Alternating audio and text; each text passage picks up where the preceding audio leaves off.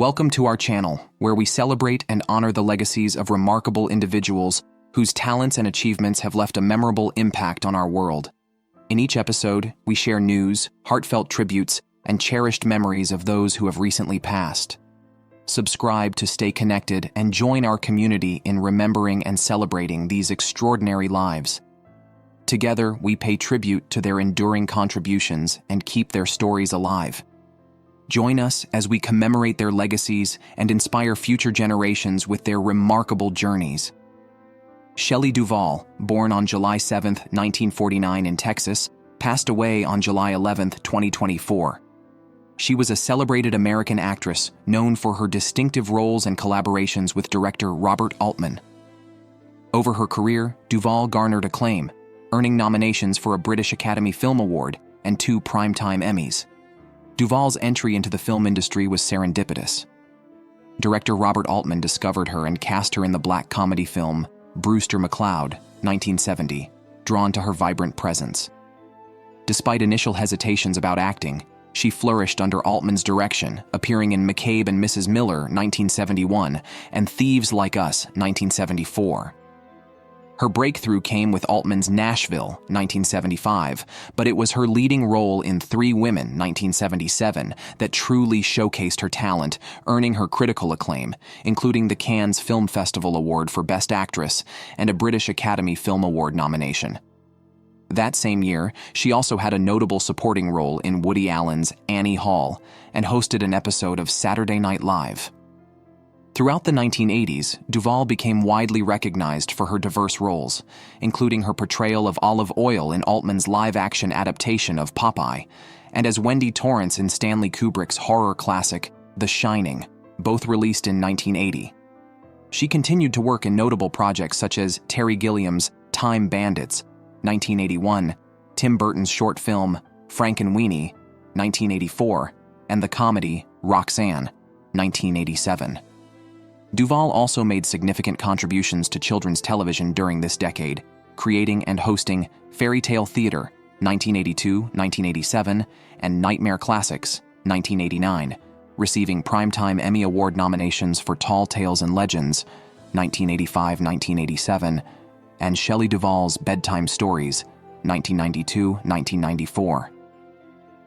In the 1990s, Duvall's screen appearances became less frequent, but she continued to take on memorable supporting roles in films such as Steven Soderbergh's The Underneath, 1995, and Jane Campion's The Portrait of a Lady, 1996.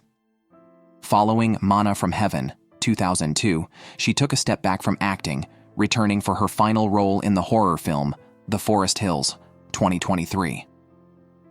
Throughout her career, Duvall's private life and mental health occasionally became topics of public discussion, particularly during her hiatus from acting. Despite these challenges, her legacy in film and television endures, defined by her unique performances and significant contributions to the entertainment industry.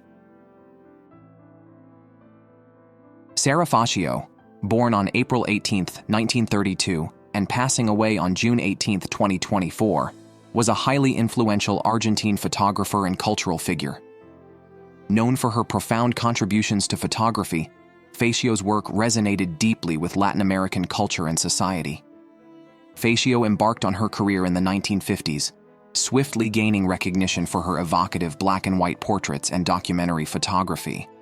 Her photographs often depicted the everyday lives of Argentinians, imbuing her subjects with emotional depth and authenticity.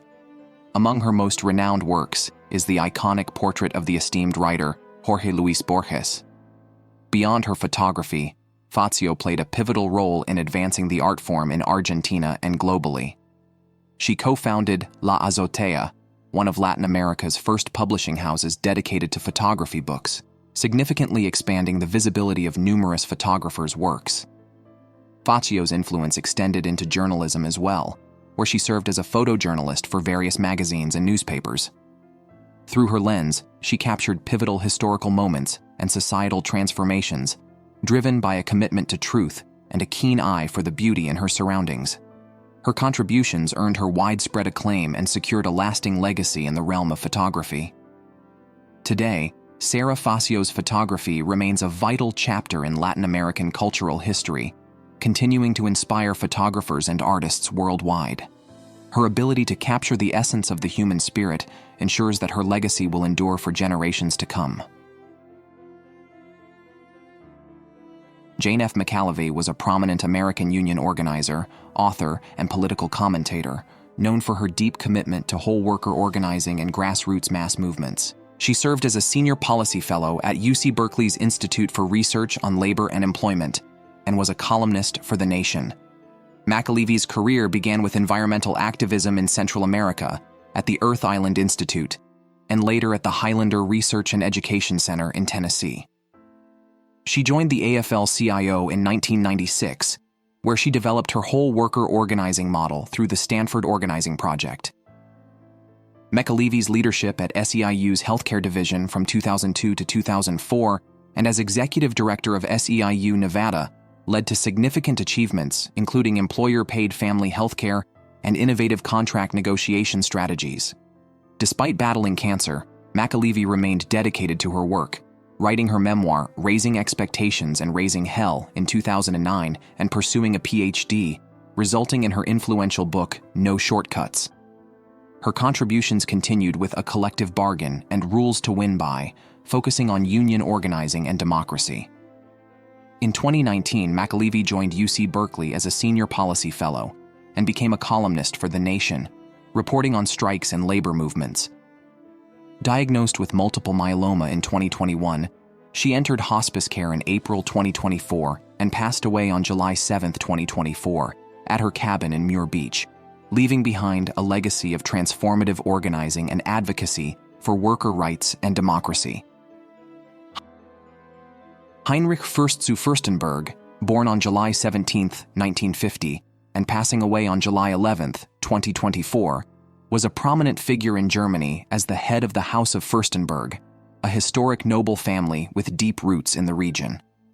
Born at Schloss Heiligenberg in Heiligenberg, Germany, Heinrich was the son of Joachim Egon Fürst zu Fürstenberg and Paula Gräfin von Königsegg-Aulendorf. Heinrich Fürst zu Fürstenberg pursued his education in economics at the University of Vienna, a choice that equipped him with the knowledge and skills necessary to effectively manage his family's extensive estates and diverse business interests. His leadership of the House of Fürstenberg was marked by a dual commitment to preserving their esteemed heritage and modernizing their economic ventures to meet contemporary challenges. As the head of one of Germany's historical noble families, Heinrich Fürst zu Fürstenberg played a significant role in maintaining and promoting the cultural traditions associated with his lineage. His stewardship extended beyond traditional roles. He was also deeply involved in land management practices and strategic business initiatives that influenced not only his family's fortunes, but also had a broader impact on local and regional economies. Throughout his tenure, Heinrich Fürst zu Fürstenberg was recognized for his dedication to sustainability and responsible land stewardship, ensuring that the natural resources under his family's care were preserved for future generations. His contributions were not only economic but also cultural, as he actively engaged in initiatives to promote arts and heritage within the community. Heinrich's passing marks the end of an era for the House of Fürstenberg, leaving behind a legacy of leadership, cultural preservation, and economic stewardship that continues to inspire. His profound impact on German society is remembered by those who knew him and respected his commitment to his family's legacy and broader contributions to the community. Nino Vella, a talented musician known for his collaborations with numerous French artists, passed away unexpectedly on Monday, July 1st, at the age of 31. The circumstances surrounding his death remain unclear, though a close friend mentioned he passed away peacefully in his sleep at his residence in Paris. Originally from Cholet, Maine-et-Loire, Nino Vella gained prominence as one half of the duo Rukin, formed with partner Sébastien Rousselet. Their breakthrough came with their victory on The Artist, a talent show on France 2 in 2021. Despite the show's moderate viewership, it provided a platform for emerging talents like Joseph Kamel, who later found success partly through collaboration with Pierre Garnier, a recent winner of Star Academy. Before The Artist, Vella had already established himself as a versatile artist, singer, pianist, composer, and arranger, collaborating with notable figures such as Eddie DePreto, Olivia Ruiz, Govan Surs, and Maze. His work included remixing Mylène Farmer's music and composing for Netflix's How I Became a Superhero. He also toured as a pianist with Isolde. Alongside Sébastien Rousselet, his musical partner for nearly 15 years, Nino Vella co-wrote Patrick Bruel's hit single, Encore un soir. Their musical journey began with the group Babel, which toured in China before evolving into Rukin, blending their diverse musical influences into an elegant electro-pop sound with poignant lyrics, often influenced by rap. Their debut album in 2022 was highlighted by their performance at the Paris Paradis Festival at La Villette, showcasing their unique style, particularly in their single Mortel. Despite receiving less attention, their second album released in March 2024 continued to reflect their artistic growth, with plans for an upcoming tour. Nino Vella leaves behind a legacy of creativity and collaboration, remembered for his musical contributions that enriched the French music scene and touched the lives of many fans and fellow artists alike. Alex Janvier, born on February 28, 1935, was a trailblazing First Nations painter whose life and career profoundly influenced Canadian art. His passing on July 10, 2024, marked the end of a remarkable journey defined by creativity, cultural expression, and a steadfast dedication to his craft. As a founding member of the Indian Group of Seven, Alex Janvier played a pivotal role in advancing contemporary Aboriginal art in Canada. His distinctive style, characterized by vibrant colors and intricate compositions, challenged artistic norms and brought the rich tapestry of First Nations culture into the forefront of the art world. Through his paintings, Janvier intricately wove stories, symbols, and spiritual themes that reflected the deep cultural and historical connections of his Indigenous heritage. Beyond his artistic prowess, Janvier's works served as powerful commentaries on the experiences of Indigenous peoples in Canada. Addressing themes of colonization, resilience, and the enduring spirit of his community, his art became a vehicle for cultural preservation and a catalyst for broader recognition of Indigenous artistry within mainstream circles. Throughout his illustrious career, Alex Janvier garnered numerous accolades and honors, solidifying his legacy as a pivotal figure in Canadian art and culture. His works grace the walls of prestigious galleries and museums across the country, captivating audiences with their emotional depth and narrative richness. As an educator and mentor, Janvier inspired generations of Indigenous artists, advocating for the exploration of cultural identity and the authentic expression of Indigenous experiences through art. Alex Janvier's impact extended far beyond the canvas. He was a passionate advocate for the rights and recognition of Indigenous artists, using his influence to amplify their voices and advocate for cultural sovereignty.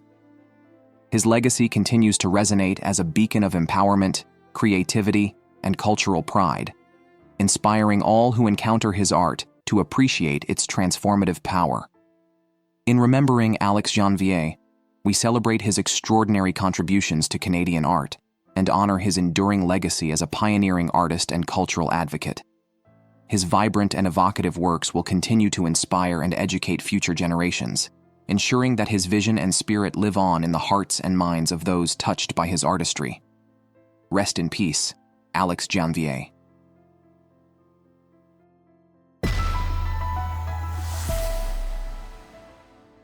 On July 16th, Russian President Vladimir Putin publicly acknowledged Steven Seagal, the prominent American action film star with dual citizenship in Russia, by bestowing upon him the esteemed Order of Friendship. This honor, typically reserved for individuals who enhance diplomatic relations between nations, was announced via Russia's official government platform, underscoring its significance in global diplomacy. Seagal's involvement in Russian affairs has been notable, particularly his vocal support for Russia's controversial annexation of Crimea in 2014. His visit to Olenivka, a Ukrainian city under Russian control, last year sparked debate and controversy. His presence during a tragic incident involving Ukrainian prisoners of war further strained relations between Russia and Ukraine, leading to mutual accusations and diplomatic tensions. Additionally, Siegel's appointment as a humanitarian envoy by the Russian Ministry of Foreign Affairs in 2018 added complexity to his relationship with the country. In this role, he undertook diplomatic missions to the United States and Japan, attracting public interest and prompting discussions about his role in Russia's foreign policy initiatives. In summary, Siegel's multifaceted ties to Russia illustrate the complexities of his position as both a cultural figure and a diplomatic actor, influencing discussions on global politics and diplomacy.